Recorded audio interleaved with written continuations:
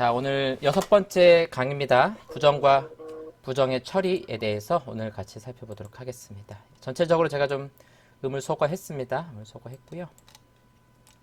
오늘 이제 우리 지난주에 실패한 예배 부분 함께 다뤘었죠. 그리고 나서 이제 중요한 이야기를 우리 본문에서 좀 하고 있었어요.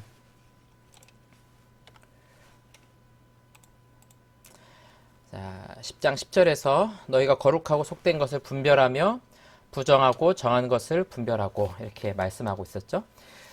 우리가 나답과 아비후의 실패한 제사를 좀 생각하면서 그들이 왜 실패했는가, 어떤 부분에 있어서 문제가 있었는가, 본문이 정확하게 이야기하고 있지는 않지만 그때 나왔던 성경의 본문들 또 그리고 이어서 나오는 이런 부정의 문제들 이런 이야기들 하는 거 보면서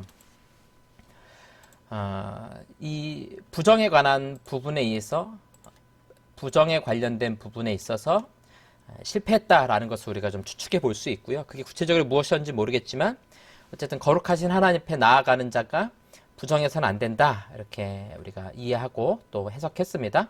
이렇게 분별하고 라는 말을 하고 나서 이제 11장부터 그 부정한 것이 무엇인가, 무엇이 우리를 부정하게 하는가, 또 어떻게 거기서부터 해결할 것인가 그런 이야기들을 이제 해 나가게 됩니다. 10장에서 실패한 제사, 부정의 문제였다 그러면 이제 두 가지 부정하고 정한 것을 분별하는 그 과정을 이제 우리가 2주에 거쳐서 살펴볼 겁니다. 그래서 정한 음식과 부정한 음식 11장에서 요걸 이제 할 거고요. 출산과 관련된 부정, 피부병과 관련된 부정, 그다음에 육체적인 유출 이런 부분에 있어서 부정이 무엇인가, 또 어떻게 정한 상태가 될 것인가 하는 걸 우리가 살펴볼 거예요. 그리고 나서 이제 16장에 넘어가면 그 실패한 그 자리에서 바로 이어서 아론이 또 제사를 드리게 됩니다. 그래서 이런 부정의 문제들을 처리해 나가는 걸 우리가 함께 살펴볼 수 있습니다. 그래서 우리가 지금까지 살펴보았던 것처럼 이 부정한 상태에서 어떻게 정한 상태로 갈 것인가, 이 정결하게 하는 이 제사를 통해서 우리가 갈 수 있다. 특별히 우리 이 부정한 것, 또 오염된 것, 죄로 인한 더러움들을 처리하는 그런 제사가 있었죠. 무엇이 가장 거기에 중요한 제사였어요? 속죄제가 사실 가장 중요한 제사였었죠. 물론 이제 번제가 제사에 있어서 첫 번째 나오긴 하지만 어떤 정화하는 작용, 개인과 또 공동체의 죄, 또 성소를 정화하는 그런 제사가 속죄제였다라는 거 여러분 기억나시죠? 그래서 그 부분이 이제 오늘 같이 나오게 될 겁니다. 자, 11장의 전체 내용을 보면 이제 좀 단순해요. 양이 많아서 그렇지 내용 자체는 복잡한 건 아니에요.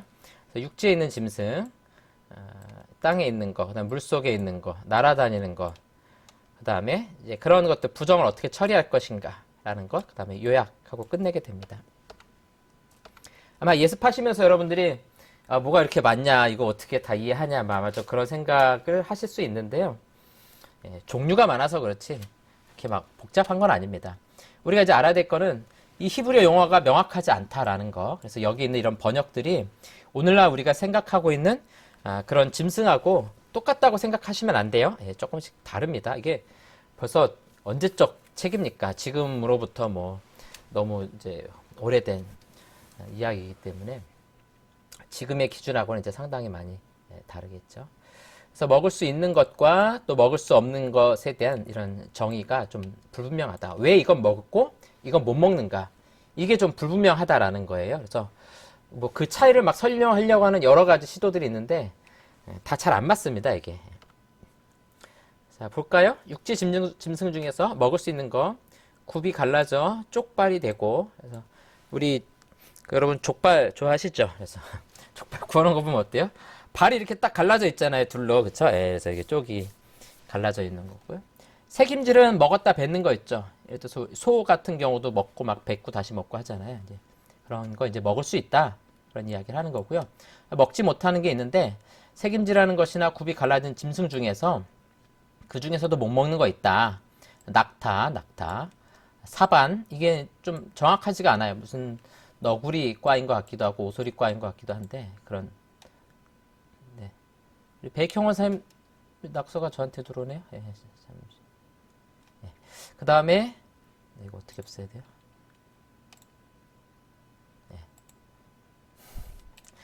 그 다음에 토끼, 돼지, 그 다음에 주검 이런 거 만지지 말라 이런 이야기 하고 있습니다. 그래서 우리한테 이제 이런 먹는 음식과 못 먹는 음식을 정의할 때 여러분들이 너무 좀 어려워하지 마셔야 될 게 우리 시대 그대로 적용해서 안 된다는 거죠. 그래서 여기서 이제 돼지가 있다 그래서 우리 돼지 먹으면 안 됩니까? 이렇게 질문하지 마시라는 거예요. 이 문제는 이제 우리가 뒤에 사도행전에서도 보겠지만 이미 이제 그런 부분 다 해결된 것이고 우리가 거기에 대해서는 굉장히 자유할 수 있는 부분들이다.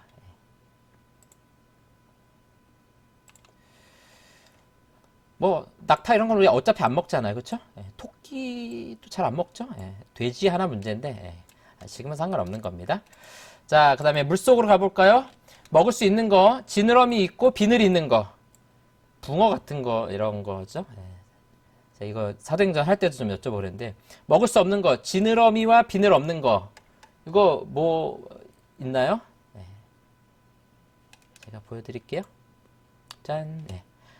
고등어, 갈치, 보거, 뱀장어류, 게, 새우 이런 거 다 이 갑각류 이런 것들 전부 다 비늘 없잖아요. 비늘 없고 지느러미 이런 거 없고 가재류 이런 절지동물 맛있는 게 많이 들어있네요. 그렇죠? 이런 거 못 먹고 조개, 굴, 오징어, 문어 이런 거 이런 거 다 못 먹고 이런 연체동물 그래서 뭐 이게 뭐 치로 분류하냐 어로 분류하냐 뭐 이런 구분도 있는데 다 잘 안 맞습니다. 그냥 이 시대에만 적용할 수 있는 것이라 여러분들이 생각하면 돼요. 우리가 레위기 처음에 시작할 때 말씀드렸죠. 우리 시대에 어떻게 적용할 것인가 1대1로 적용하는 거 안 된다고 말씀드렸어요. 어떻게 하라고요?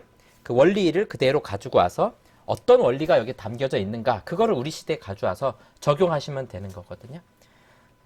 여러분 고등어 맛있게 드셔도 돼요. 그래서 자, 그다음에 날아다니는 거 하늘에 있는 거 우린 날아다니는 것 중에는 날지 못하지만 조류 중에 닭 이런 거 먹잖아요.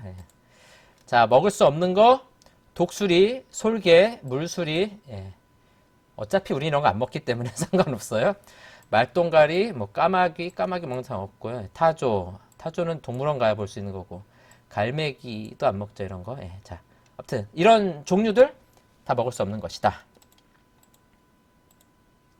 그다음에 날아다니는 것 중에서 날개가 있고 네 발로 기어다니는 곤충 중에 자 이제 곤충으로 왔습니다. 그 발에 뛰는 다리가 있어서 땅에서 뛰는 것은 너희가 먹을지니 막 뛰어다니는 거 있죠, 그렇죠? 우리가 시골 가면 많이 보는 것들 있잖아요. 굉장히 좀 불편해하는 거 여러분들 그런 거 먹을 수 있고 그 중에서 먹을 수 없는 것은 날개가 있고 네 발로 기어다니는 그런 곤충들 못 먹는다. 그래서 먹는 거 이런 거 있다. 메뚜기, 배짱이, 귀뚜라미, 팥중이. 뭐 어차피 우리 시대 이런 거 잘 안 먹으니까 먹을 거 많으니까. 자, 그 다음에요. 이제 진짜 중요한 건 여기서부터예요. 이제 이런 부정을 어떻게 처리할 것인가. 이게 이제 이스라엘 백성들에게 중요한 거죠. 우선은 부정한 음식, 이제 이런 짐승들도 이제 음식으로 지금 우리가 보고 있는 거예요. 좀 어감이 이상하긴 한데요. 먹을 수 있는 것과 먹을 수 없는 것. 그래서 먹을 수 있는 건 문제가 아닌데 먹을 수 없는 것은 그걸 먹으면 우리가 부정하게 된다는 거죠. 그런 사람들 하나님 앞에 나아갈 수 없다라는 게 이제 기본적으로 전제되어 있고요. 죽음의 문제는 이제 조금 달라요. 자, 이런 것들 너희를 부정하게 하나니 누구든지 이것들의 주검을 만지면 죽은 그 시체, 사람으로 말하면 시체고 짐승으로 말하면 이제 죽어 있는 것들 이런 만지면 저녁까지 부정할 것이요. 자, 이걸 보세요. 부정하긴 부정한데 기간이 있죠. 여러분 이런 거 이제 주목하셔야 돼요. 이게 한 번 이거 만졌다고 해서 영원토록 부정해지는 것이 아니라 기간이 있는 겁니다. 그 다음에 주검을 옮기는 모든 자는 이런 것들 이제 만지거나 또 다른 사람에게 옮겼거나 그런 사람 어떻게 하라고요? 그 옷을 빨지니 저녁까지 부정하리라. 그래서 저녁까지 부정하다는 거 알면서 이렇게 옷을 빨도록 그렇게 이야기하고 있습니다. 이 처리하는 방법이에요. 부정을 처리하는 방법을 지금 우리가 보고 있는 겁니다. 굽이 갈라진 모든 짐승 중에 쪽팔이 아닌 것이나 새김질 아니하는 것의 주검은 다 내게 부정하니 만지는 자는 부정할 것이요. 그래서 우리 서론에 말씀드렸어요. 부정과 부정이 접촉하면 부정해진다. 그 다음에 반대로 거룩과 거룩이 만나면 어떻게 돼요? 그것도 마찬가지로 거룩이 전파된다고 말씀드렸죠. 그쵸? 처음 듣는데요. 이렇게 이런 표정으로 보시지 마시고 뭔가 아는 것처럼 이렇게 여러분들 표정을 지어주시면 감사하겠습니다. 제가 이렇게 얼굴 보고 있어요. 그래서 몰라도 아는 척 하는 게 우리 한국인의 미덕이죠. 그래서 여러분들이 그렇게 좀 보시면서 자, 조금 더 보겠습니다. 그 다음에 네 발로 다니는 모든 짐승 중 발바닥으로 다니는 것은 다 부정하니 자, 이런 짐승들은 그냥도 부정해요. 근데 주검도 부정한 거죠. 그러니까 부정하지 않은 짐승, 먹어도 되는 거 오케이. 근데 그 죽으면 마찬가지로 부정한 상태가 되는 거고 원래부터 부정한 거는 사나 죽으나 마찬가지로 부정한 상태가 되는 거네요. 저녁까지 부정할 것이며 옮기는 자 옷을 빨라 이렇게 이야기하고 있습니다. 땅에 기는 것들 가운데 이제 부정한 게 또 나옵니다. 두더지, 쥐, 큰 도마뱀, 도마뱀 무치, 육지악어, 도마뱀, 사막 도마뱀, 카멜레온. 우리가 볼 수 있는 거 몇 개 없네요. 쥐 정도 보겠네요. 쥐. 자, 이 주검이 이제 나무 그릇이라든가 의복, 가죽, 자루 이런 그릇에 떨어지면 이게 부정해지는 겁니다. 그렇죠? 전파되는 거죠. 그래서 이런 것들은 물에 담궈서 처리하라 이렇게 얘기하고요. 질그릇 제가 말씀드렸지만 이 당시에 질그릇은 우리처럼 이렇게 코팅된 유향을 발라가지고 구운 그런 질그릇이 아니에요. 그냥 진흙으로 빚어가지고 그냥 만들어가지고 딱딱하고 그 다음에 사이사이에 이렇게 틈이 많아가지고 들어갈 수 있는 것들 안 씻어진다는 거죠. 그래서 이런 것은 깨뜨려서 처리해 나갔죠. 지난번에 우리가 한번 속죄제할 때 살펴봤었죠. 그 다음에 축축한 식물이나 마실 것이 담겼을 때 떨어지면 그런 식물이라든가 또 물이나 이런 거 있을 때 거기 주검이 떨어지면 떨어지는 것도 쉽지 않은데요. 쥐가 물에 빠졌다. 어차피 우리 안 먹잖아요. 그러면은 그런 식으로 부정하게 된다 하는 거죠. 그 다음에 물건 위에 떨어져도 마찬가지로 부정하고요. 화덕, 화로이든지 이거는 깨뜨린다. 그다음에 샘물이나 물에 고인 웅덩이 이건 부정해지지 않는다. 이거 이제 우리가 좀 약간 추측해 볼 수 있죠.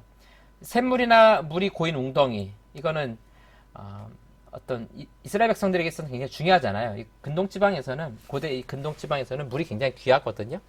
우리나라처럼 이렇게 물이 많지 않아요. 그렇기 때문에 아마 그런 것들을 보호하기 위해서 이건 부정해지지 않도록 만약에 샘물이 부정해져 버리면 모두가 못 마시잖아요. 그런 영향이라고 우리가 좀 볼 수 있어요. 종자에 떨어지면 정하지만 종자에 물이 묻었을 때 떨어지면 또 부정해진다. 왜 그렇게 구분하느냐 이렇게 물어보시면 잘 모르겠다 하는 게 우리의 답입니다. 아까 그 먹을 수 있는 짐승도 마찬가지예요. 왜 이건 먹고 이건 못 먹느냐? 뭐 어떤 분들은 뭐 갑각류에는 무슨 뭐 그 병을 옮기는 무슨 충 이런 게 들어있어서 막 그렇다 그런 얘기 하는데 그 일관성이 없습니다. 그거 없는 물고기가 어디 있겠어요? 거의 다 있겠죠. 그러니까 그렇게 구분하기가 어려워요. 왜 이런 차이가 있을까? 구분하는 게 굉장히 어렵다는 거죠. 근데 거기에 대한 실마리를 우리 본문 마지막에 가면은 정확하진 않지만 대략 유추할 수 있도록 이야기를 하고 있습니다. 그런 걸 찾아내는 게 사실 성경을 보고 연구하는 거에 굉장히 큰 즐거움이에요. 그 다음에 땅에 기는 것 어떻게 처리하는가? 먹을 만한 짐승이 죽었을 때, 그러니까 부정하지 않은 먹어도 되는 짐승이 죽은 거죠. 이 경우에 주검을 만지면 저녁까지 부정해집니다. 그것을 먹는 자는 옷을 빨 것이요 저녁까지 부정해진다. 그러니까 죽은 짐승은 먹으면 안 된다는 거예요. 이거는 이제 조금 처리하는 방법이 나중에 나올 텐데 조금 다르게 처리하게 돼 있습니다. 그래서 죽은 것은 먹지 말도록. 주검을 옮기는 자도 옷을 빨고 저녁까지 부정하다. 그 다음에 땅에 다니는 모든 길짐승은 가증하다 이렇게 이야기하고 있죠. 그러면서 먹지 말도록. 땅에 기어다니는 모든 것 중에 배로 밀어 다니는 것. 배로 밀어 다니는 것. 뭐가 있어요? 뱀 같은 거 있죠. 뱀 같은 거. 창세기에서 이미 저주받았던 그런 짐승들. 이제 그런 것들. 또 네 발로 기는 것이나 여러 발을 가진 것이라 너희가 먹지 말지니. 여러 발을 가진 거 뭐 있습니까? 뭐 지네 같은 거 있잖아요. 그렇죠? 발 많이 달린 거. 보기만 해도 흉측한데 그거 누가 먹겠습니까? 어차피 안 먹으니까. 이런 거 먹지 말라. 이런 데 가증하다. 이렇게 이야기하고 있어요. 이거 그 원어 성경이나 영어 성경 보면 뭐 가증한 것, 혐오스럽다, 부정한 것, 지저분하다 뭐 이렇게 좀 해석을 하고 있는데 우리가 생각하는 이 시대에 생각하는 어떤 청결 개념에서 깨끗하다, 지저분하다 그런 개념은 아니에요. 그렇게 이해하시진 않으셔도 될 것 같아요. 여기서 우리가 계속해서 부정한 것과 정한 것을 이야기하는 핵심 이유가 뭐예요? 이스라엘 백성들의 부정한 상태에서 막기 위한 방법이라는 거죠. 특히 하나님 앞에 나아갈 때 부정한 상태로 나아가지 말도록. 바로 이 앞전에 무슨 일이 있었어요? 나답과 아비후가 죽었던 사건. 그러니까 부정의 문제를 해결하지 못한 겁니다. 그러니까 어떤 면에서 이런 부정의 문제에 있어서 나답과 아비후가 걸렸을 가능성이 있죠. 무엇인지 정확하게 본문은 이야기하지 않아요. 그렇지만 적어도 하나님 앞에 나온 이스라엘 백성들은 거룩하신 하나님과 충돌되지 않도록 이 부정의 문제를 처리해야 된다 하는 것을 말씀해 주고 있습니다. 자, 이제 중요한 구절입니다. 이 11장에서 앞에 있는 쭉 내용들은 뭐 이 시대 그대로 적용할 수 있는 것도 아닐 뿐만 아니라 뭐 정확하지 않은 짐승들도 많으니까 왜 그렇게 구별했는지 몰라요. 근데 중요한 건 바로 여기 담겨 있습니다. 나는 여호와 너희 하나님이라 내가 거룩하니 너희도 몸을 구별하여 거룩하게 하고. 자, 이거 두 번이나 반복하죠. 땅에 기는 길짐승으로 말미암아 스스로 더럽히지 말라. 그러니까 이런 짐승 때문에 자신을 부정하게 더럽히게 하지 말라는 거죠. 먹는 문제가 거룩함을 해하지 않도록 하라. 자, 이건 원리예요. 무슨 말인지 아시겠죠? 이게 중요한 원리예요. 앞에는 다 그 시대에 적용할 수 있는 것, 그 시대에만 적용되는 것이지만 원리는 우리 시대에 적용되는 거예요. 먹는 문제로 거룩함에 있어서 우리의 거룩함을 잃어버리지 않도록 하라 하는 거죠. 45절에 나는 너희의 하나님이 되려고 너희를 애굽 땅에서 인도하여 낸 여호와라. 내가 거룩하니 너희도 거룩할지어다. 자, 이 표현 지금 처음 나와요. 레위기에서 애굽 땅에서 인도하여 낸 여호와라. 이 표현이 처음 나오거든요. 이게 이제 구약에서도 이제 자주 반복해서 나와요. 시편에서도 이 고백을 계속해서 하거든요. 그러니까 애굽 땅에서 지금 나온 이스라엘 백성들, 이걸 이제 우리가 생각하면서 보셔야 돼요. 이 음식 문제에 중요한 것이 무엇일까? 왜 하나님께서 음식 문제를 가지고 이렇게 아주 자세하게 이런 건 먹고 먹지 말고 이렇게 세세하게 말씀해주고 계실까? 그래서 마지막에 나는 너희를 애굽 땅에서 인도해낸 하나님이다. 그리고 그 하나님의 거룩과 같이 너희도 거룩하라. 그러니까 이 말은 어떤 면에서 애굽 땅에서 아무거나 막 먹었던, 애굽 사람들이 먹었던 그 음식과는 구별된 음식일 가능성이 높다는 거죠. 본문이 딱 그거다 이렇게 이야기하진 않아요. 적어도 애굽에서의 삶의 방식으로 살아서는 안 된다. 그건 확실한 거죠. 그렇죠? 이건 나중에 가나안 땅 가서도 마찬가지예요. 가나안 사람들이 믿는 신들, 가나안 사람들이 먹는 것들, 그거 먹고 그들의 신을 섬기며 살지 말라는 거죠. 먹는 문제가 왜 걸릴까요, 그러면? 먹는 문제가 많은 경우에 우상에게 제사한 음식과 연결이 되기 때문이죠. 그래서 고린도전서에 가면 사도 바울이 먹는 문제 이야기하잖아요. 고기 문제 이야기하는데 거기서 핵심이 뭐였습니까? 우상에게 바쳐진 그 고기 먹을 수 있느냐 없느냐. 뭐든지 먹을 수 있어요. 그러나 덕을 위해서 먹지 않는다 하는 거죠. 예. 자, 이제 그런 문제들이 계속해서 나오는 걸 보면 이것도 분명히 애굽 땅에서 먹던 것들과 뭔가 비교할 수 있는 그런 음식들 아닐까 이렇게 우리가 좀 이해해 볼 수 있는 겁니다. 본문이 대놓고 말하지 않지만 앞뒤 연관성을 생각해 보면 그럴 가능성이 굉장히 높다는 거 우리가 좀 생각해 볼 수 있어요. 이건 나중에 뒤에 가면 이제 어떤 성적인 문제 이런 것도 다 나오거든요. 그것도 결국은 애굽에서의 삶의 모습, 가나안 땅 사람들의 삶의 모습, 그거하고 연결이 되는 거예요. 그 여러분 그 애굽에 파라오가 있잖아요. 바로가 있잖아요. 바로는 이제 왕이 아니고 바로라는 이름 자체가 이제 직책이거든요. 파라오. 근데 보면 어떤 시대에는 그 바로의 아들이 바로가 되는 게 아니고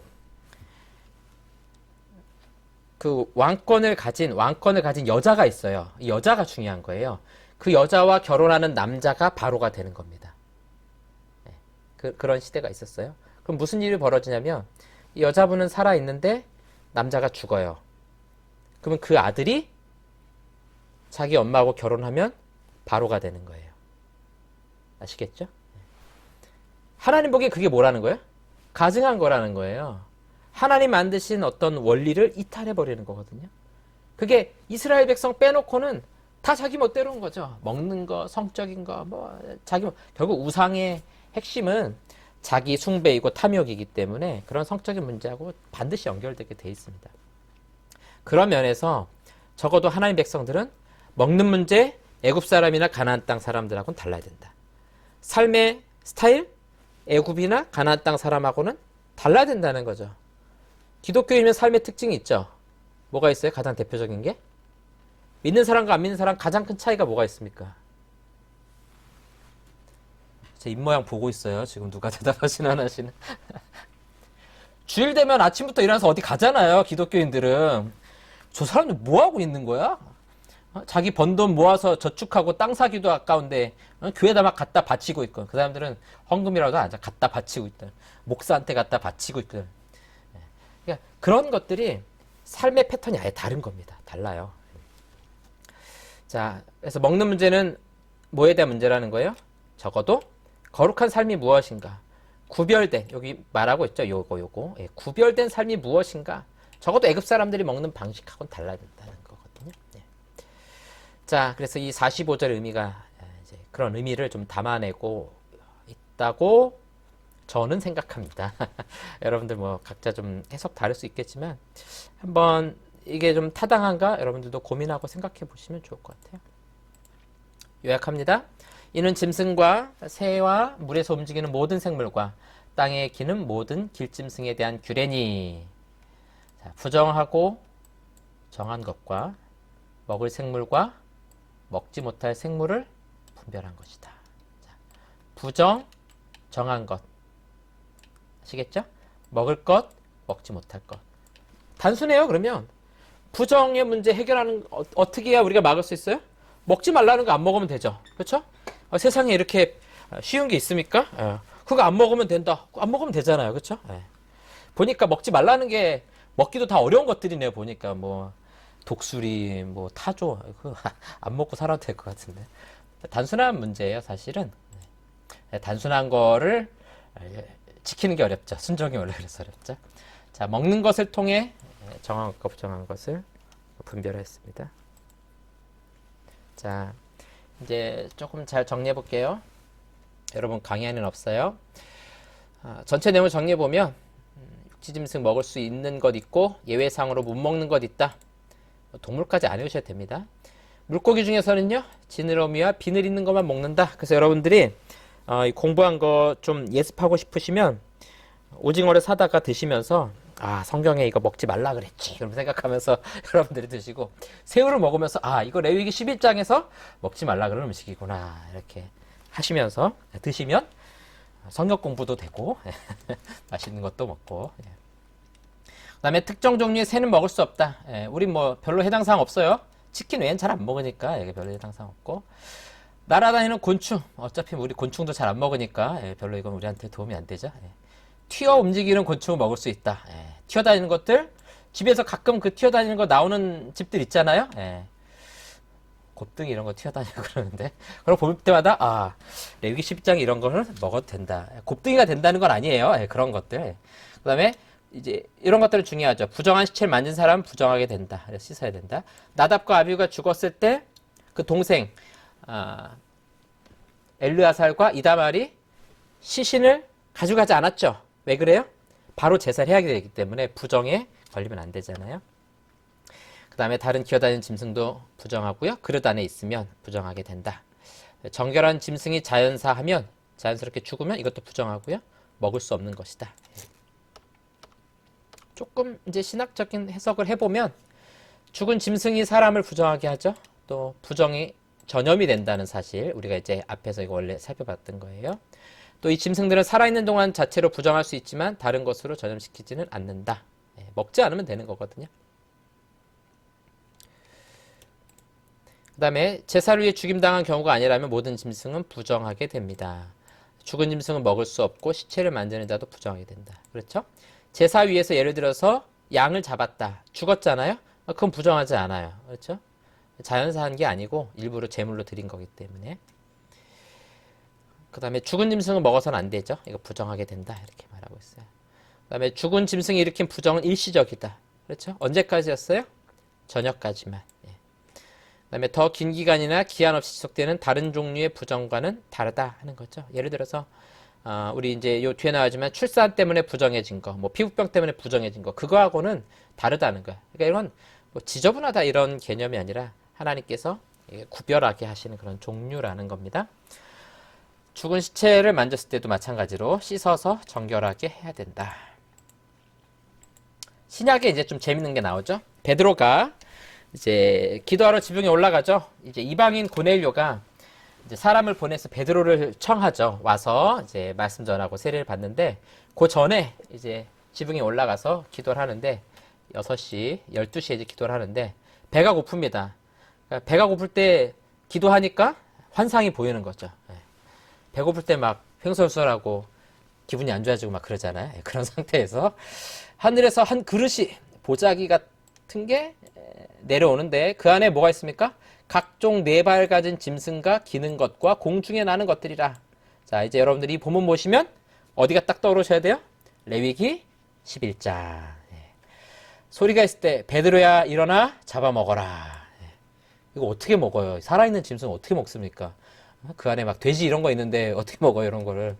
베드로가 이르되 주여 그럴 수 없나이다. 속되고, 자, 이제 이 표현 여러분들 성경책에다가 요거 잘 체크해 놓으세요. 이 속되고가 뭐예요? 부정한 것, 정한 것과 부정한 것 할 때, 거룩과 속된 것 구분할 때, 거룩하지 않은 거 다 속되다고 말했잖아요. 그 중에서 깨끗하지 아니한 것, 이 깨끗하지 아니한 게 뭐예요? 부정. 그렇죠? 여러분 이제 그게 구분이 되시죠? 요거는 무엇과 반대 개념이었어요? 거룩과 반대 개념. 깨끗하지 아니한 것, 이건 뭐라고 말씀드렸어요? 부정한 것. 그렇죠? 예.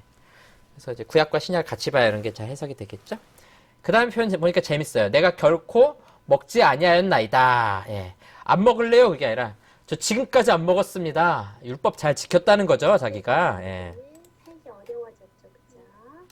우리가 그러면 여기 네. 이상한 소리가 들렸죠? 잠시만요. 예.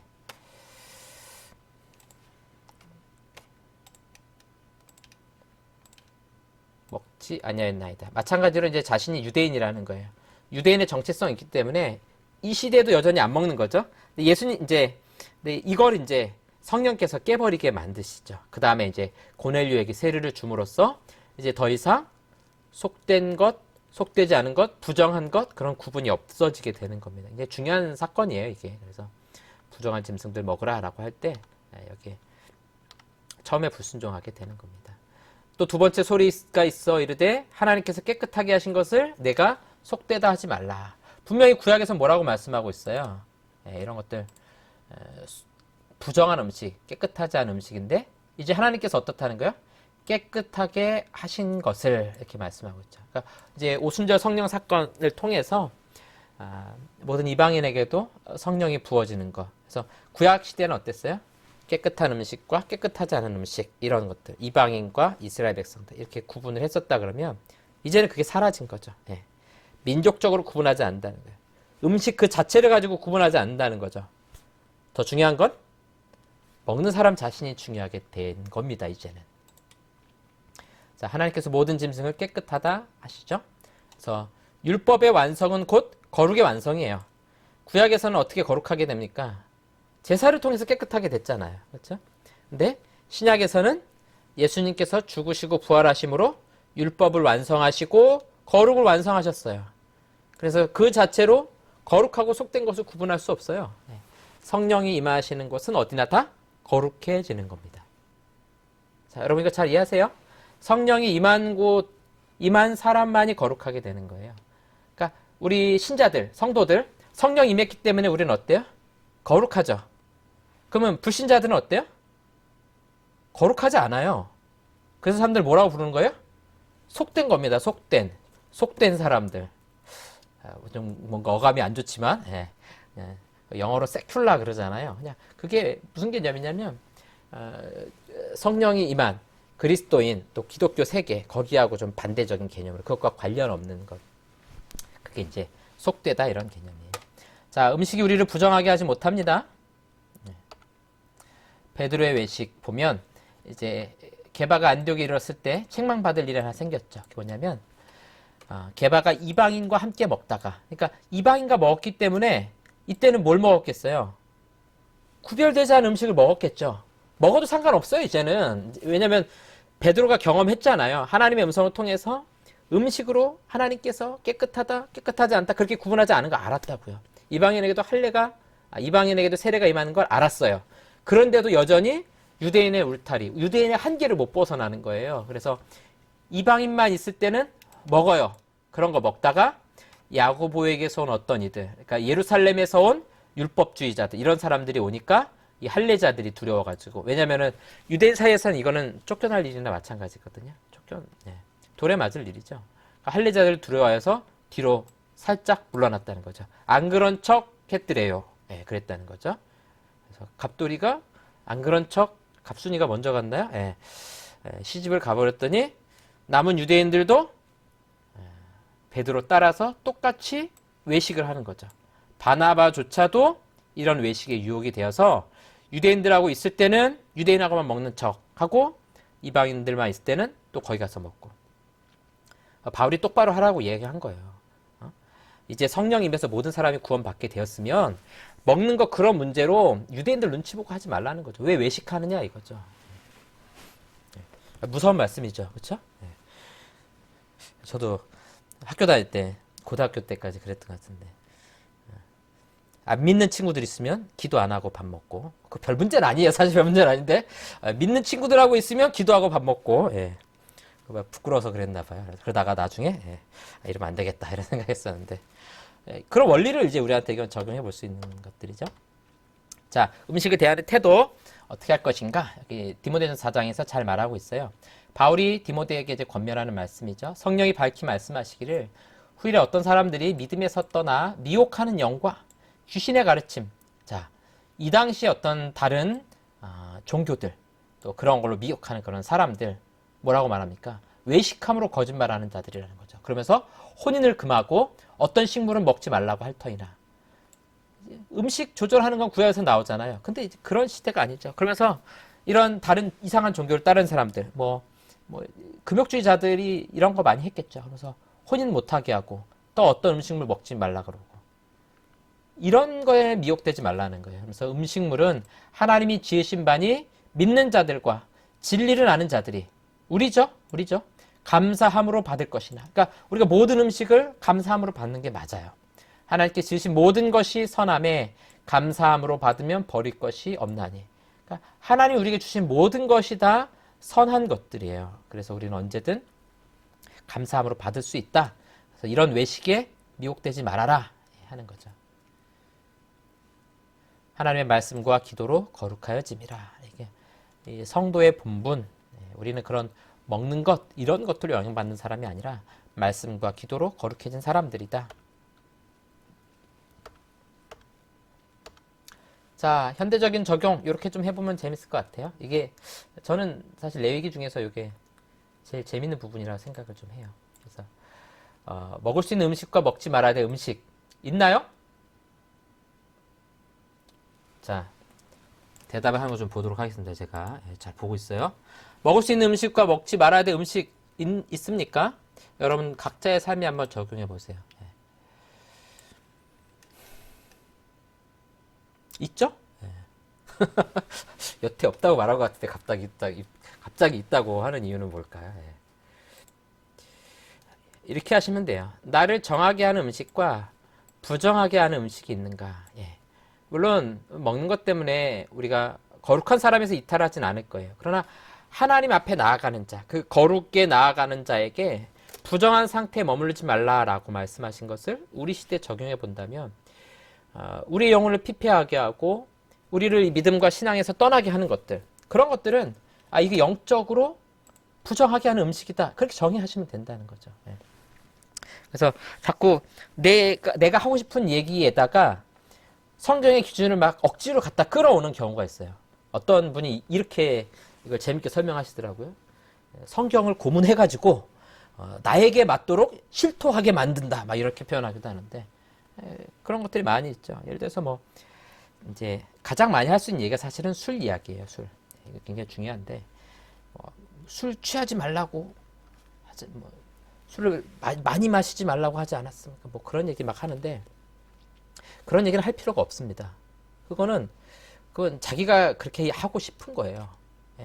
먹어도 돼요. 술 못 먹을 이유가 있나요? 먹어도 됩니다. 네, 그게 나를 정하게 만든다 그러면 얼마든지 먹어도 돼요. 그렇죠? 여러분 요리할 때 다 넣어서 드시잖아요. 저희 집에도 냉장고에 맛술인가요? 뭐 아무튼 뭐 그런 거 하나 있어요. 그래서 평소에 한 잔씩 따라 마시진 않아요. 음식할 때 이렇게 넣어서 먹죠. 아무 문제가 안 돼요. 그러나 내가 그리스도인이라는 그 정체성을 숨기면서 뭔가 나의 유익을 위해서, 쾌락을 위해서 먹는다. 그게 내 영혼을 피폐하게 만들고 갉아먹는다. 그럼 그거 부정한 음식인 거거든요. 굉장히 단순합니다. 예. 예를 들어서 커피 마실 수 있어요? 없어요? 다 드시잖아요. 하루에 몇 잔씩 드셨잖아요. 이거 중세시대에는 못 먹었습니다. 예. 그 여러분 커피 중에 보면 악마의 유혹 이런 제목 있잖아요. 예. 그거 그냥 대충 만든 게 아니에요. 그 중세시대에 원래 커피가 이런 얘기하면 수업 너무 길어지는데 재밌으니까 잠깐만 할게요. 원래 유럽은 와인, 포도주 사회잖아요. 성경적인 우리 이야기들 보면 예수님께서 포도주 이야기 막 드시고 하잖아요. 자연스럽게 그 유럽에선 기독교 사회이기 때문에 포도주를 마실 수밖에 없어요. 성찬을 하니까. 그러니까 유럽은 와인, 그 다음에 이슬람 쪽, 그 중동 지방에서 원래 그 적도를 중심으로 커피가 많이 나잖아요. 그런데다가 커피는 만들면 색깔이 어때요? 시커멓잖아요. 예, 시커멓잖아요. 그러니까 유럽인들이 보기엔 누가 봐도 이건 뭐예요? 사약입니다. 사약. 이거는 마귀의 음식이고 악마의 유혹 그러죠. 악마가 먹으니까 맛있었다. 그래서 이거는 악마가 우리를 유혹하는 것이다. 예. 근데 지금은 유럽이 많이 마시잖아요. 어떻게 마시게 되는지 아십니까? 교황이 갑니다. 커피를 갖다 놓고서 커피에게 축사합니다. 너를 이제 내가 거룩하게 하노라. 이런 코미디 같은 일이 이제 중세사회에 많이 벌어집니다. 그래서 그때부터 커피가 거룩해졌어요. 그래서 유럽에서 커피를 그렇게 많이 마시고 있습니다. 본인들이 원산지인 것처럼 하지만 아니에요, 거기. 그런 이야기들. 근데 그게 나를 해치고 나를 괴롭게 하는 것이다. 내 육신에 도움이 되지 않는다. 우리 몸도 하나님의 의의 병기잖아요. 그래서 우리를 해치는 음식이라면 그거 먹어서는 안 돼요. 예. 자꾸 내가 먹어가지고 살찌고 또 내 심혈관에 좋지 않고 그런 것들이 있으면 그것도 마찬가지로 절제할 수 있는 거. 그게 우리를 거룩하고 정결하게 만드는 거죠. 그래서 그 카톨릭에서 보면 사순절 기간에 고기 안 먹잖아요. 그래서 그거 하려고 사순절 전 일주일을 카니발이라 그러죠. 예, 사육제. 고기 엄청 먹는 거예요. 사순절 기간에 고기 못 먹으니까 미칠 때까지 한번 먹어보자. 예, 군대 가기 전에 막 맛있는 거 먹고 가는 것처럼 그렇게 하는 거예요. 그게 뭐 하는 짓입니까? 예, 아무 쓸데없는 짓이에요. 모든 음식이 거룩한 것이죠. 모든 음식 먹을 수 있지만 거룩하게 하지 않는 것이라면 얼마든지 안 먹는 것. 그게 우리 시대의 이 11장을 가지고 적용하는 아주 중요한 방식입니다. 이렇게 하시면 됩니다. 그래서 이건 제가 항상 수업 시간마다 말하는 건데 여러분들이 이걸 먹을까 말까 고민하시잖아요. 그럴 때 우리 목사님이 이거 먹어도 괜찮다. 그럼 여러분 드셔도 돼요. 아시겠죠? 목사님이 커피 마시더라. 아무도 여러분 상처 안 받아요. 그렇죠?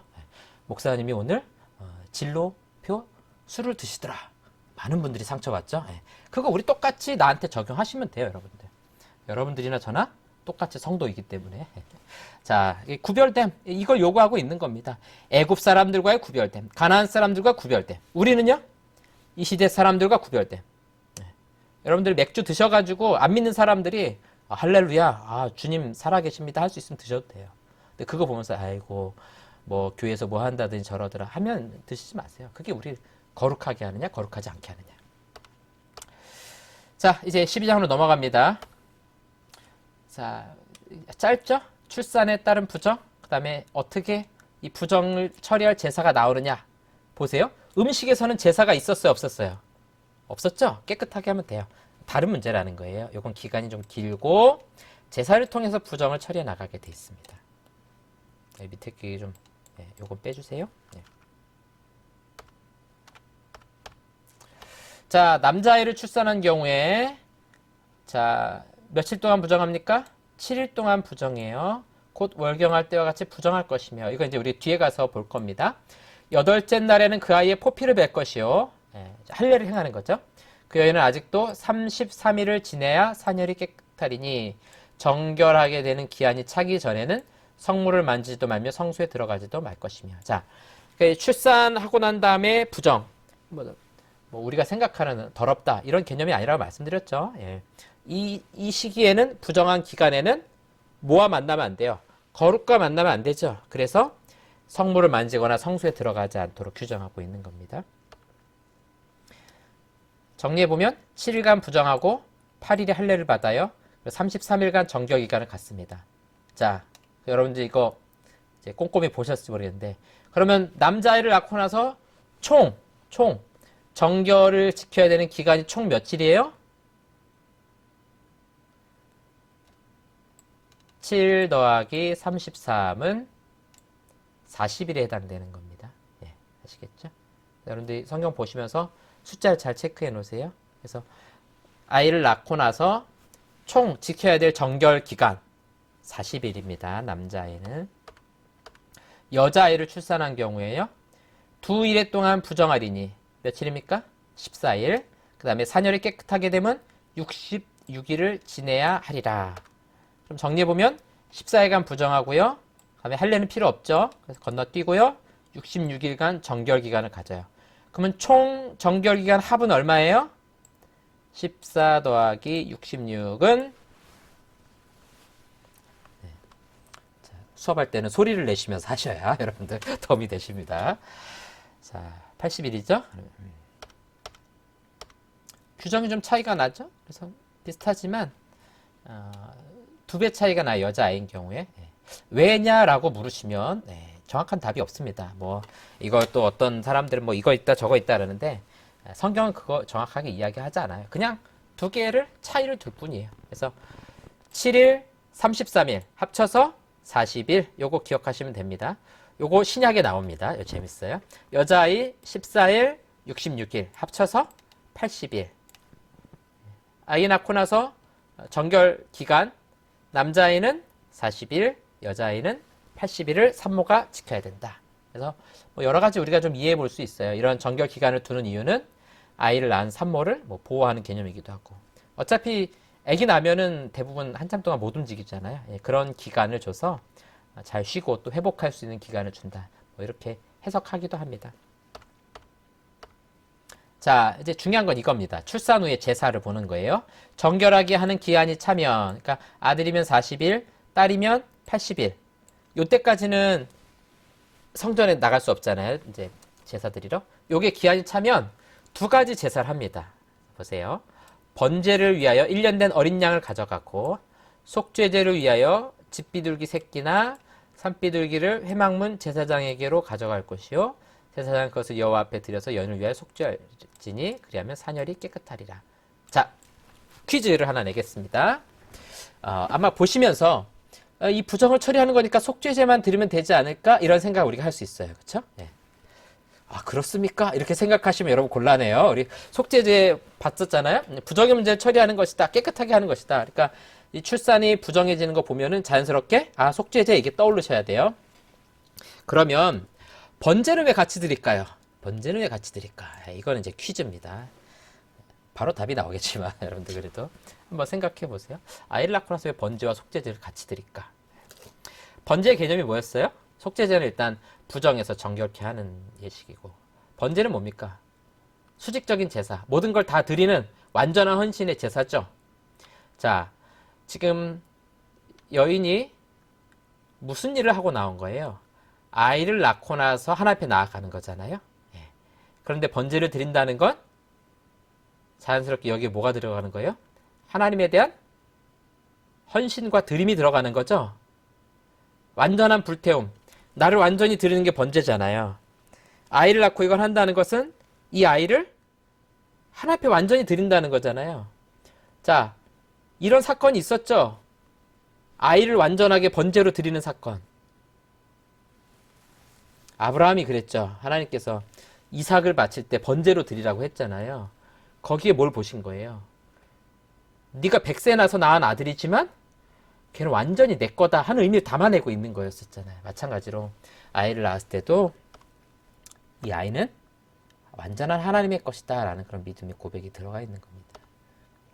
속죄제는 출산을 인한 부정에서 정결케 되는 예식. 그래서 이 두 가지가 같이 들어갑니다. 한번 나중에 다른 부정을 처리하는 문제에서 제사를 어떻게 지내는지 여러분들이 한번 좀 비교해 보시면 좋을 것 같아요. 그래서 왜 이런 제사를 같이 드릴까? 이런 건 우리의 좀 신학적인 그런 고민, 좀 진지한 고민으로 한번 해볼 수 있을 것 같아요. 자, 정결 기간 동안에 출산하는 성물 접촉 안 되고요. 화목제물 못 먹겠죠. 그렇죠? 이 기간, 예를 들어서 40일 혹은 80일 동안에 자기 남편이 예를 들어서 화목제를 드려도 이 여인은 화목제물을 먹으러 가면 안 돼요. 그렇죠? 이거 먹을 때 거룩한 백성만 나오라고 했었잖아요. 그렇기 때문에 먹을 수 없겠고, 제사장의 아내가 출산했을 때도 어때요? 제사장 몫으로 주어진 음식을 먹지가 아니라 먹지 못하겠죠. 성소에 당연히 들어갈 수 없고, 이건 뭐 거룩과 부정의 충돌을 막기 위한 기간이 바로 이 정결 기간입니다. 자, 그 다음에 8절에 가난한 자를 위한 규례가 있어요. 여러분들 요거 잘 써놓으세요. 성경 구절, 성경 피고 계시죠? 여기다 하나 우리가 추가해서 성경 하나 넣을 거예요. 어린 양을 바치기 힘이 미치지 못하면, 그러니까 번제를 드려야 되는데 양을 드릴 수 없는 형편에 있단 말이에요. 그럴 땐 또 뭐가 있어요? 비둘기를 드리는 규례가 있잖아요. 그래서 산비둘기 2마리나 집비둘기 새끼 2마리를 가져다가 하나는 번제물로 하나는 속죄제물로 삼을 것이에요. 그러니까 진짜 가난한 사람은 어떻게 해요? 산비둘기 2마리 갖다가 하나는 번제. 그러니까 번제 드릴 때 그렇게 드린 사람은 되게 본인이 초라하다는 생각을 할 것 같아요. 어떤 사람은 막 양 1마리 막 잡아가지고 드리는데, 어떤 사람은 작은 비둘기 1마리 드리는. 그렇지만 하나님께서는 어떻게 받으신다는 거예요? 이 번제는 다 같은 번제로 받으신다는 거죠. 그렇죠? 이게 저는 요거 생각할 때마다 항상 그런 감격이 있는 것 같아요. 우리가 가진 것 못 가진 것 그거와는 상관없이 우리의 그 드림, 그런 우리의 마음들, 내 자신을 다 태워서 드리고자 하는 그런 마음들을 하나님이 정말 기쁘게 받으신다, 이런 생각이 듭니다. 자, 제사장은 그를 위하여 속죄할지니 그가 정결하리라. 그래서 출산으로 인한 부정은 이렇게 하나님 앞에 제사를 드림으로 정결하게 됩니다. 자, 여러분 거기 지금 우리 봤던 12장 8절 그 옆에다가 누가복음 2장 22에서 24절 이렇게 여러분들이 거기다가 하나 써놓으시면 좋을 것 같아요. 이게 보통 이제 성경에서는 관주 이렇게 우리가 부르죠. 그래서 구약과 신약을 서로 연결하고 같은 해석이 들어갈 수 있는 것들을 연결하는 겁니다. 또 반대로 누가복음 2장 22절 부분에 가서는 여러분들이 레위기 12장 8절 이렇게 써놓으시면 좋을 것 같아요. 볼까요? 모세의 법대로 이렇게만 보면 이게 뭘까 이렇게 생각할 수 있잖아요. 근데 다음 내용을 보면 이 레위기 12장인 게 딱 나옵니다. 정결 예식의 날이 차매. 이제 마리아가 아기를 낳고 나서 정결 예식의 날이 찼으니까 며칠 지난 겁니까? 80일 그런 분 없죠? 예수님 남자셨으니까. 자, 그러면 여기 여러분 성경에다 며칠이라 쓰시면 돼요? 40일 이렇게 쓰시면 되겠죠.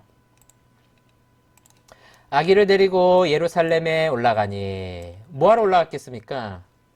번제와 속죄제 드리려고. 그렇죠? 예. 여러분들 이제 누가복음 2장 보시면서 여러분들 그거 메모해 놓으세요. 그러면은 이 부분에 이런 제사를 드리러 갔구나. 정확히 레위기 말씀대로 다 순종하네요. 주의 율법에 요게 뭐예요? 레위기 12장. 예. 첫 해 처음 난 남자마다 주의 거룩한 자라 하리라 한 대로 아기를 주께 드리고, 여기 번제 해석이 나오죠? 아기를 누구에게 드렸다는 거예요?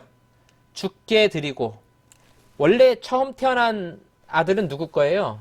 하나님의 것이잖아요. 그렇죠? 예. 이거 더 설명 안 해도 아시겠죠? 근데 모든 가정마다 첫 아들을 대신해서 한 지파가 통째로 하나님께 헌신하게 되죠? 그 지파가 무슨 지파입니까? 3분의 1가 대답 안 하셨어요. 그게 레위 지파예요. 레위 지파. 그렇죠? 이거 이해하고 가셔야 됩니다. 모든 첫 번째 난 아들은, 장자는 다 하나님의 것이에요. 그래서 하나님께 다 드려야 정상이에요.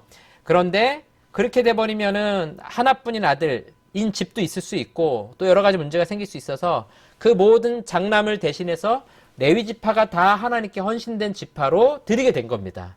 그래서 나중에 가면 12지파 중에서 레위 지파를 빼게 돼 있어요. 대신에 요셉 지파를 에브라임과 므낫세로 나눠서 12지파 다시 맞추는 거죠. 자, 이거 중요한 얘기예요. 여러분들 잘 기억하세요. 주의 율법에 말씀하신 대로 산비둘기 한 쌍이나 혹은 어린 집비둘기 둘로 제사하려 함이더라. 자, 갑자기 이 문장을 읽으니까 여러분 뭐가 생각납니까? 8절 보세요. 8절. 그 여인이 어린 양을 바치기에 힘이 미치지 못하면. 그러니까 예수님 가족 지금 어떻다는 거예요? 굉장히 못 사는 집이라는 거 우리가 알 수 있네요. 그렇죠? 갑자기 예수님께 대해서 동정의 마음이 확 가면서 아이고 이렇게 먹고 살기 힘든 집에서 자라셨구나. 그래서 그 이사야 53장에 고난과 질고를 많이 겪으셨다 그랬더니 아이고 먹는 거 마시는 거 아주 힘들게 자라셨구나. 갑자기 이런 상상을 해볼 수가 있겠죠. 이게 신학적인 상상력이에요. 이게 자연스럽게 나올 수 있는 겁니다. 갑자기 좀 안쓰럽네요, 예수님이. 자, 40일 지나서 성전에 올라가서 제사를 지내게 됩니다. 가난한 가정이었다는 것도 우리가 알 수 있게 됐습니다. 이건 확실하죠, 그쵸? 이건 상상이 아니라 아주 확실한 거예요. 구약과 신약 같이 보니까 해석이 되네요. 자, 현대적인 적용. 이건 뭐 크게 좀 적용할 만한 것들은 없는데 요거만 좀 보면 좋을 것 같아요. 출산 후의 제사, 이 번제와 속죄제 의미를 통해서 하나님께 드림, 내 자녀도 사실 하나님께 완전하게 드려지는 것이다. 내 소유가 아닌 하나님의 소유다. 왜냐하면 이미 이삭처럼 불태워 드린, 이삭 불타진 않았지만 하나님께서 완전히 죽었다가 살리신 것처럼 받으신 거거든요. 아브라함이 그 믿음으로 이삭을 죽이려고 했던 거예요. 그게 히브리서의 해석이거든요. 그렇게 적용해 보면 좋을 것 같아요. 자, 이제 13장, 14장인데 양이 좀 많죠? 양이 많은데 되게 내용이 많지 않습니다. 생각보다. 말이 이상한가요? 양이 많은데 내용이 안 많다. 진짜 그래요. 오늘 여기서 이제 절반 오늘 할 거거든요. 절반 정도 할 건데 일단 우리가 좀 전제해야 될 게 있어요. 13장에 보면 피부병이 나오는데 이 나병이라고 번역한 게 오늘날 나병이 아니에요. 여러분 그 손양원 목사님이 있던 그 나병 환자들 막 다 골마 썩어져 가고 이런 분들 있잖아요. 그 나병 아닙니다. 예. 이게 우리 지금으로부터 3,500년 전 이야기잖아요. 그렇죠? 대한민국 우리나라로 하면 고조선 시대 이야기예요. 그때 있었던 거하고 지금하고 똑같지 않잖아요. 그런 것처럼 이 나병은 우리가 아는 나병이 아니고 일종의 그냥 피부병 중에 하나라고 생각하시면 돼요. 비늘처럼 벗겨지는 모종의 그런 피부병들을 말한다. 그래서 여기 나오는 것들이 대부분 이제 피부병에 관한 것들인데 오늘날 현대의학으로 뭐 어떤 건 건선이고 어떤 건 뭐고 이렇게 하는데 그거하고 딱 정확하지 맞지도 않아요. 그래서 이 시대에 그 시대 사람들이 그냥 이해할 수 있도록 단순화시켜서 몇 가지로 보는 겁니다. 현대의학 체계로 봐서는 안 된다. 그 다음에 우리의 관심은 그 병이 무슨 병인가 그걸 파는 게 문제가 아니고요. 어차피 지금은 이런 병이 있으면 어떻게 하시면 돼요? 네, 좋은 피부과 가시면 됩니다. 예, 그렇게 하시면 되고 어떻게 처리하는가에 우린 관심이 있는 거예요. 물론 지금 이렇게 안 해요. 이 시대 제사장한테 가서 보인다고 여러분 피부병 났다고 목사님한테서 보여주거나 안 그러셔도 됩니다. 예, 저희는 제사장이 아니에요. 우리 다 제사장이에요. 예, 이거는 의사한테 가서 잘 검진 받으시면 피부약 바르면 금방 낫습니다. 예, 자. 병의 종류는 다양하고 진단하고 처리법은 오늘날 의학적인 기술과는 다르다. 그래서 뭐 성경이 무식하다, 뭐 이상한 말 한다. 그런 말 하는 사람들이 진짜 이상한 말 하는 거예요. 그래서 뭐 이 시대 이런 말 해놨느냐, 뭐 창조에 왜 어떻게 창조된지 말 안 하느냐. 진짜 무식한 말이에요. 그 시대에 그러면 어떻게 창조됐는지 미분방정식으로 이야기하고 뭐 빅뱅 원리로 이야기하면 알아듣겠어요? 이 시대에 맞는 말이라는 걸 항상 여러분 우리 기억하고 가시면 되겠어요? 중요한 것, 광야에 있는 이스라엘 공동체에게 주신 것이다. 지금 행진하는 공동체잖아요. 그러니까 어떻게 이 공동체를 운영해 갈 것인가 굉장히 여기 중요한 거거든요. 공동체를 부정으로부터 보호하는 것이 중요합니다. 그래서 어떤 격리가 나오거든요. 자가격리. 예. 오늘날 있는 이 자가격리가 이 시대에 있었어요. 그래서 코로나를 보면서 역시 성경의 원리가 아주 위대하다. 자가격리의 모범을 우리에게 잘 보여주고 있다 하는 걸 볼 수 있습니다. 레위기 너무 재밌지 않습니까? 저 혼자 재밌는지 모르겠는데 자, 피부에 무엇이 돋거나 여드름 같은 거, 뾰루지가 나거나 색점이 생겨서 그의 피부에 나병 같은 것이 생기거든. 그렇죠? 오늘날 보면 이거 나병 아닌 거 알죠? 그냥 단순 뾰루지일 수도 있고 염증이 난 걸 수도 있고 하는 거잖아요. 근데 이걸 이제 처리하는 방식이 중요한 거예요. 제사장에게로 데려갑니다. 피부의 병을 진찰해요. 환부의 털이 휘어지고 환부가 피부보다 우묵하여졌으면 이게 뭔지 잘 몰라요. 지금 우리가 봐도. 그러니까 피부과 선생님이 오서 보면 아실지 모르겠지만 아마 이것만 설명해도 아마 거의 잘 모를 거예요. 나병의 환부라. 마찬가지로 이 나병은 오늘날 우리가 생각하는 그 문둥병이 아니다라는 거예요. 피부병 중에 하나가 발현한 거예요. 그래서 진찰하여 부정하다 할 것이요 피부에 색점이 희나 우묵하지 아니하고 털이 희지 아니하면 제사장은 그 환자를 이래 동안 가둬둘 것이며. 자, 이게 이제 격리시키는 겁니다. 그렇죠? 이 코로나가 우리에게 준 유익한 게 이거예요. 자가격리 왜 하는지 알죠? 그렇죠? 격리하는 이유가 뭡니까? 나를 보호하는 것도 있지만 이 공동체를 보호하는 거예요. 그렇죠? 공동체 보호가 굉장히 중요하잖아요. 7일 동안 이 격리를 통해서 뭐를 보호하는 거냐면 이 환자를 보호하고 환자가 속해 있는 이스라엘 전체 공동체를 보호하는 거예요. 이 사람의 피부병이 옮기는 것이면 공동체 전체에게 큰 손해를 끼칠 수가 있다고요. 그렇죠? 자, 진찰과 확진은 제사장이 부정함과 7일간 격리를 처방하게 됩니다. 다 그런 내용입니다. 이제부터 나온 내용이 다 이런 내용이에요. 그 다음에 7일 후에 제사장이 다시 재진찰을 합니다. 그래서 환부가 변하지 않고 병색이 피부에 퍼지지 아니었으면 제사장이 또 그를 이래 동안 가둬둘 것이요. 좀 더 보는 거죠. 이래 만에 제사장이 또 진찰할지니 환부가 옅어졌고 그 다음에 병색이 피부에 퍼지지 않았으면 피부병이라 이건 심각하지 않다라고 판단을 하는 거죠. 그러면 그를 정하다 할 것이요. 자, 드디어 부정에서 정한 상태로 오게 됐죠. 그 다음 어떻게 합니까? 옷을 빨 것이라 그리하면 정하리라. 단순하죠? 피부병 보고 이건 격리해야 돼. 그럼 격리시키고 그럼 다시 봐서 괜찮아졌어. 그럼 좀 더 있다가 다시 괜찮아졌어. 그럼 그때는 이제 정하게 되는 것이고 옷은 빨게 되는 거고요. 그러나 그가 정결한지를 제사장에게 보인 후에 병이 피부에 퍼지면 제사장에게 다시 보이라. 또 문제가 생기면 다시 보여주라는 거죠. 이 원리대로 계속 돌아갑니다. 이 13장 전체가 굉장히 절수가 많잖아요. 절수가 굉장히 많은데 패턴이 거의 같아요. 그리고 이 병이 뭔지 우리가 팔 이유가 별로 없습니다. 우리에겐 좋은 피부과가 있기 때문에. 자, 나병이 들었거든. 이것도 마찬가지죠. 오늘날 생각하는 나병이 아니라 마찬가지 피부병 중에 하나인데 피부에 흰 점이 돋고 털이 휘어지고 거기에 생살이 생겼으면 자, 이런 단어도 이제 주의하셔야 되는데 이 생살이 뭡니까? 생살이. 우리 같은 이런 생살이 아니고요. 이게 불구스름한 살을 말하는 것 같아요. 그러니까 피부 치료는 약간 그렇게 하잖아요. 예를 들어서 레이저나 냉동 치료하게 되면 어때요? 겉에 살이 죽고 속에서부터 새살이 자라나면서 겉에 있는 딱지를 밀어내고 새살이 올라와서 이렇게 붙거든요. 제가 사마귀 치료 오래 해보니까 그렇게 하더라고요. 그러니까 그렇게 나오는 새로운 살, 그래서 붉은 살을 말하는 것 같은데 이거는 치료가 돼서 나오는 붉은 살이 아니고 뭔가 문제가 있는 그런 붉은 살이에요. 그러니까 이건 좀 정상적인 살이라는 걸 말하는 건 아닙니다. 오랜 나병인 경우에 자, 이제 오랜 나병이 표현을 잘 보세요.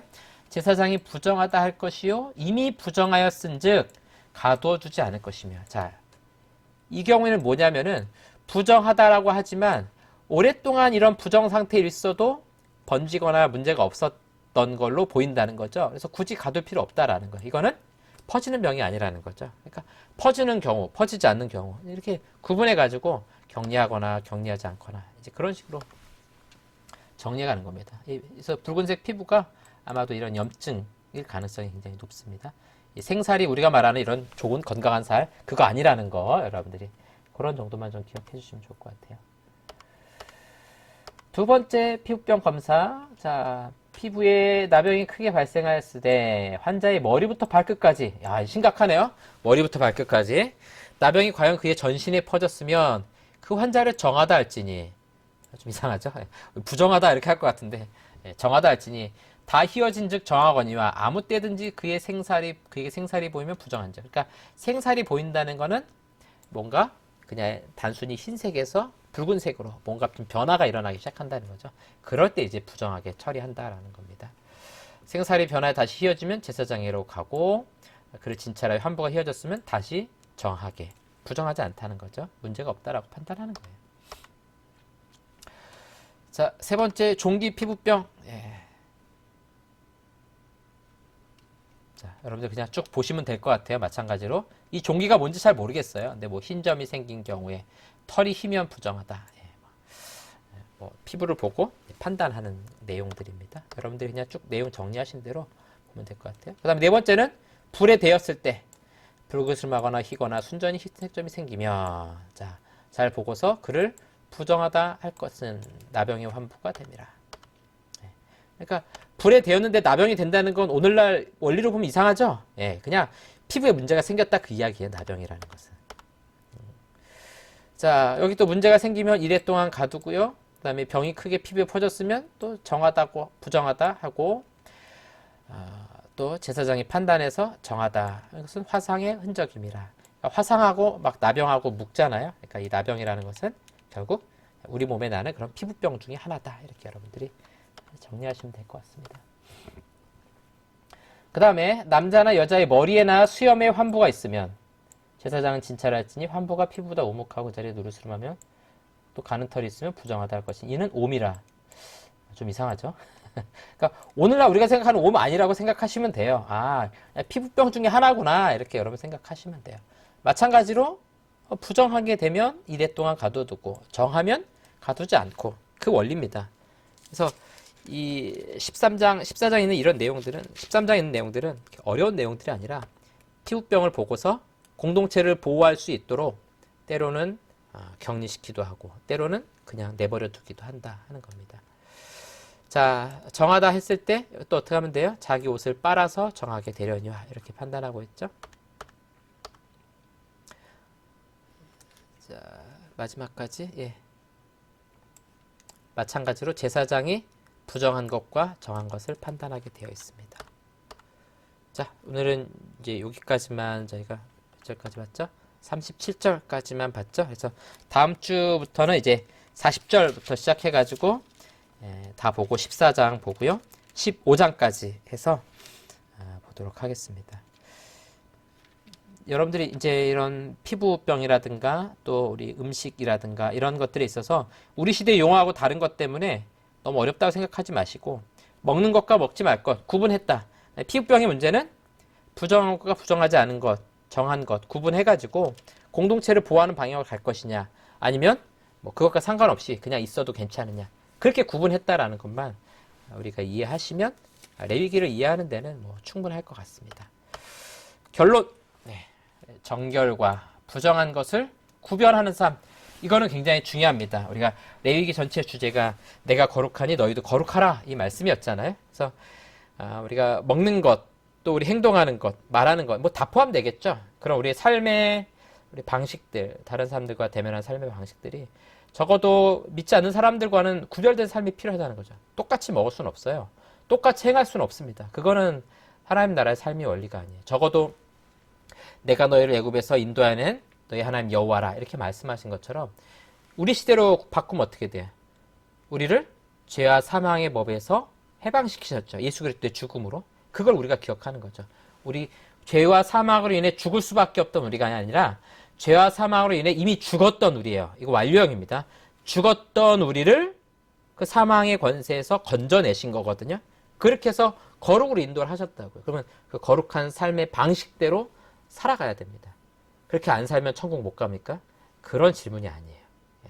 이 레위기서에 있는 말씀은 이렇게 안 하면은 가나안 땅 못 간다 그 이야기를 하는 게 아니죠. 저도 가나안이나 애굽 사람들과는 구별된 삶을 살아가는 그게 거룩이거든요. 그러니까 거룩에 이르는 게 뭐예요?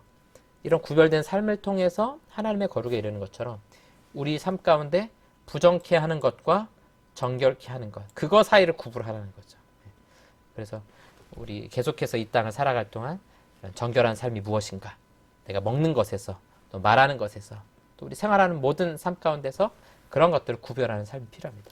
레위기가 우리에게 유익한 건 이제 그걸 이야기하고 있는 겁니다. 그래서 내 삶에 그런 부분들을 적용하시면 되고 여기 있는 거 1대1로 적용해서는 안 된다는 거 말씀드렸죠? 예, 말씀드렸으니까 먹는 것 때문에 돼지고기 먹는 것 때문에 고민하지 마시고 맛있게 드세요. 맛있게 드시고 피 먹으면 안 됩니까? 순대 먹으면 안 되나요? 선짓국 먹으면 안 되나요? 맛있게 드세요. 예, 맛있게 드시되 어떻게 먹으라고요? 네, 따라하세요. 감사함으로 먹읍시다. 네. 오늘의 결론입니다. 감사함으로 드시고 감사함으로 술 못 드시겠거든. 네, 끊으시고 그 다음에 안 좋은 음식들 감사함으로 못 먹고 자꾸 양심에 찔리면 안 드시면 돼. 안 드시면. 네, 그게 우리를 거룩하게 하는 삶의 방식이다. 기도하고 마치겠습니다. 네. 하나님 아버지 감사합니다. 오늘 레위기 말씀 함께 배우게 하시니 감사합니다. 이제 정한 것과 또 부정한 것을 구별하고 또 어떻게 정결에 이를 것인가 하는 것을 우리가 함께 살펴보았습니다. 우리 한 사람 한 사람 이 한 주간의 또 삶도 하나님이 기뻐하시는 삶, 또 정결한 삶을 살아갈 수 있도록 도와주시고 우리를 부정케 하는 또 하나님으로부터 멀어지게 하는 것들 하나님 끊을 수 있는 그런 순종의 마음과 결단할 수 있는 심령을 우리에게 허락하여 주시옵소서. 감사하며 예수님의 이름으로 기도합니다. 아멘.